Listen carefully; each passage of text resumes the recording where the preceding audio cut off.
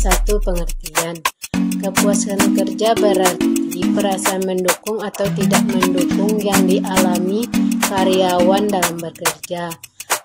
Jadi, kepuasan kerja adalah keadaan emosional yang menyenangkan atau tidak menyenangkan di mana karyawan memandang pekerjaan mereka. 2. Fungsi kepuasan kerja. 1. Untuk meningkatkan disiplin kerja dan bekerja. 2. Untuk meningkatkan semangat kerja. 4. Faktor individu. A. Gaji. B. Teman kerja. C. Umur. D. Komunikasi. 5. Manfaat kepuasan kerja. Menurut Robinson dan Hornes 2000, manfaat kepuasan kerja antara lain sebagai berikut. 1. Menimbulkan peningkatan kebahagiaan hidup karyawan. 2. Peningkatan produktivitas dan prestasi kerja. 3. Pengurangan biaya melalui perbaikan sikap dan tingkah laku karyawan. 4. Meningkatkan gairah dan semangat kerja. 5. Mengurangi tingkat absensi. 6. Mengurangi labor turnover atau perputaran tenaga kerja. 7. Mengurangi tingkat kecelakaan kerja. 8. Meningkatkan motivasi kerja. 9. Menimbulkan kematangan psikologis. 10. Menimbulkan sikap positif terhadap pekerjaannya.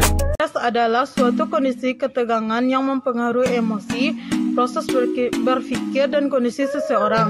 Gejala stres mempengaruhi kesehatan fisik dan mental, sehingga seseorang bisa nervous dan merasakan kekhawatiran kronis yang menunjukkan sikap mudah marah dan tidak kooperatif. Penyebab stres yang pertama, beban kerja yang berlebihan. Yang kedua, tekanan atau desakan waktu. Yang ketiga, kualitas supervisi yang jelek. Yang keempat, iklim politis yang tidak aman. Yang kelima, wewenang terbatas untuk melaksanakan tanggung jawab. Yang ketujuh, prestasi. Yang kedelapan, konflik antar pribadi dan kelompok, perbedaan antara nilai-nilai perusahaan dan karyawan. Selanjutnya, gejala-gejala stres. Yang pertama, gejala fisik. Merasakan panas otot-otot kejang dan tangan lembab lebih dan tak beralasan. Gejala psikologis, cemas, bingung, sedih, jengkel, tidak berdaya. Yang ketiga, gejala interpersonal, kehilangan kepercayaan terhadap seseorang. Yang kedua, mudah mempersalahkan orang lain. Yang ketiga, mudah membatalkan janji atau tidak memenuhinya. Yang keempat, suka mencari kesalahan orang lain. Jenis-jenis stres terbagi atas 6, yaitu 1. Stres fisik. 2. Stres kimiawi. 3. Stres mikrobiologis. 4. Stres fisiologis. 5. Stres proses tumbuh kembang. 6. Stres psikologis atau emosional.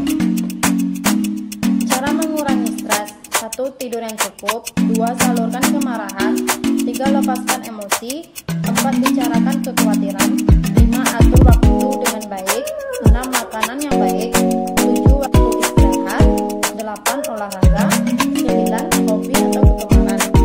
Dampak positif dan negatif dari stres. Dampak positifnya yaitu stres pada batas waktu tertentu membantu kita tetap aktif dan waspada. Sedangkan dampak negatifnya yaitu stres yang sangat kuat berlangsung lama melebihi kemampuan kita untuk mengatasinya, dapat mengganggu emosi dan fisik kita. Reaksi dari stres. 1. Fisiologis, yaitu gangguan kardiovaskular, hipertensi, dan sakit kepala. 2.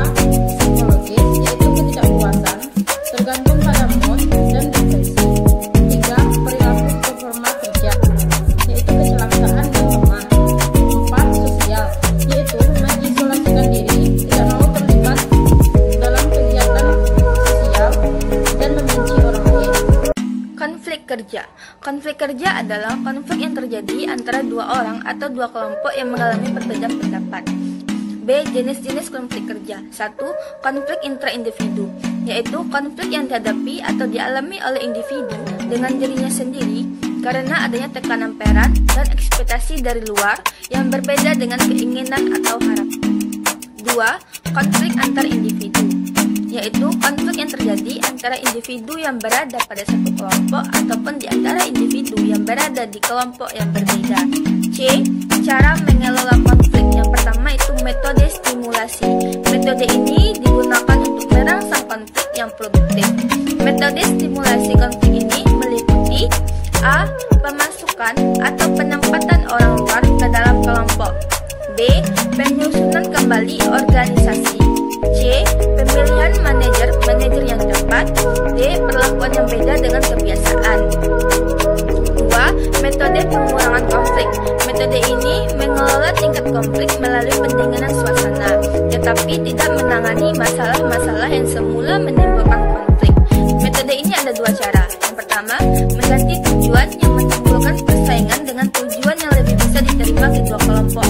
Yang kedua, mempersatukan kedua kelompok yang bertentangan untuk menghadapi ancaman atau musuh yang sama. Karakteristik umum konflik. Yang pertama, beberapa pihak yang terlibat dalam hubungan nyata. 2. Sikap yang terkadang membingungkan. Dan yang ketiga, beberapa pihak menjadi berprestasi. Yang keempat, tidak ditemukannya pemecah masalah. Dan